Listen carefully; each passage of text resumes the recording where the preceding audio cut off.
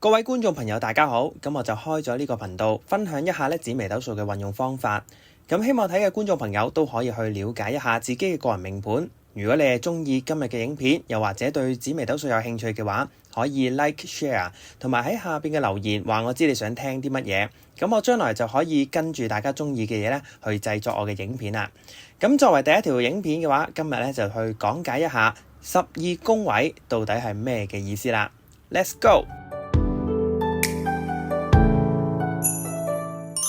父母宮，父母宮睇嘅其實就係你同爸爸媽媽嘅感情關係啦。咁亦都可以睇下你同佢哋有冇緣分，係分開住會好一啲啊，定係同居咧，其實都冇咩問題。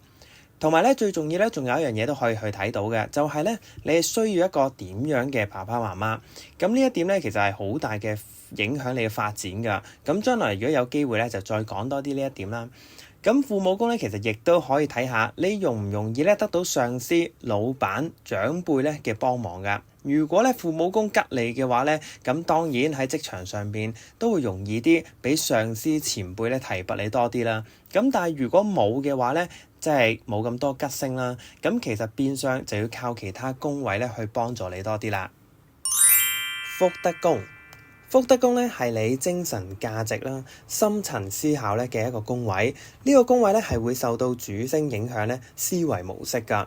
咁例如咧福德宮有破軍星啦，咁破軍星咧嘅性質咧就係本身比較中意開創啦、破舊立新啦咁樣。咁所以咧本身呢粒星咧喺福德宮嘅話，亦都會令到你啦喺一啲思想上邊咧係唔中意咧跟隨大眾嘅想法㗎。亦都咧比較中意去創新啦，咁而咧福德宮咧本身都可以睇得到適合你揾錢咧嘅方法㗎，咁所以用翻上邊嘅例子，即係破軍星喺福德宮嘅話咧，你嘅揾錢方法嘅話，當然就係好啱咧去做一啲度橋啦。做一啲開創啦、設計啦，或者將一啲舊有嘅嘢咧去重新包裝，呢一啲模式咧去賺錢嘅話咧，都係特別啱你嘅喎。咁咧，亦都仲有最重要嘅就係福德宮係睇一個人到底咧有冇福分咧可以去享㗎。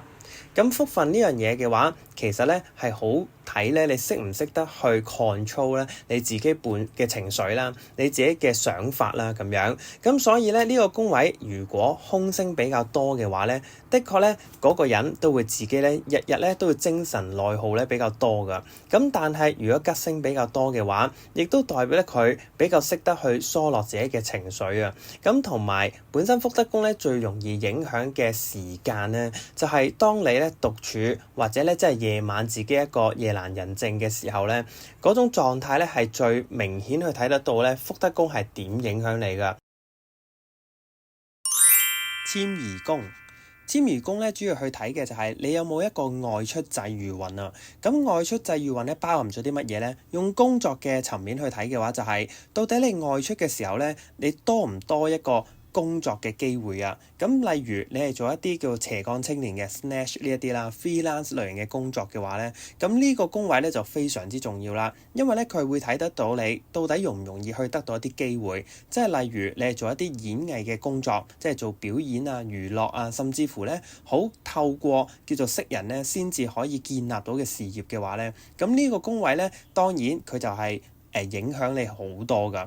咁其次咧，遷移宮亦都睇得到咧一個人咧嘅旅行或者叫做係一個移民嘅運勢㗎。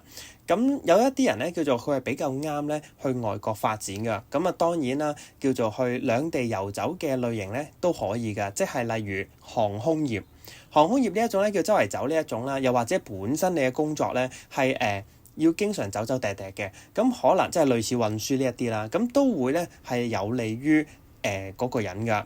咁同埋咧，呢個宮位咧，亦都會睇得到就係人際嘅關係啊。人際嘅關係咧，即係你外出嘅時候，你容唔容易建立到你嘅人際網絡咧？你容唔容易去識到一啲咧，佢會分享到一啲機會俾你嘅人咧？定係其實你好容易出去咧就遇到叫做一啲煩惱啊，容易同人哋起衝突啊咁樣，咁都可以咧透過呢個宮位咧去發掘到出嚟㗎。遷移宮咧，亦都可以睇得到咧，就係呢個人咧出到去咧，去同人哋相處嘅一個模式咧，到底係點㗎？咁到底係幽默嘅人啦，定係一個比較昂直嘅相處模式啊？定係其實佢係好容易得罪人呢？佢會唔會係一個好容易講錯嘢嘅人呢？甚至乎佢係咪一個經常發放咧叫做負面情緒嘅嘢？咁都可以喺呢個宮位去睇得到㗎。咁當然可能你會話啊，一個人點樣去同人相處，咁好似冇乜。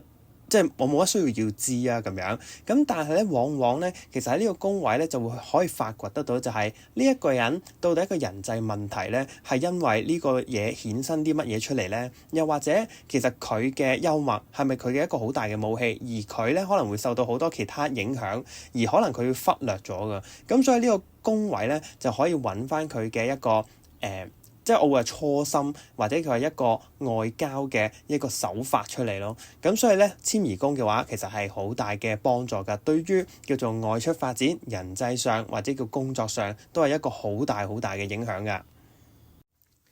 咁今次咧就先講住12宮位入邊咧，其中3個宮位啦，就係父母宮、福德宮同埋遷移宮先啦。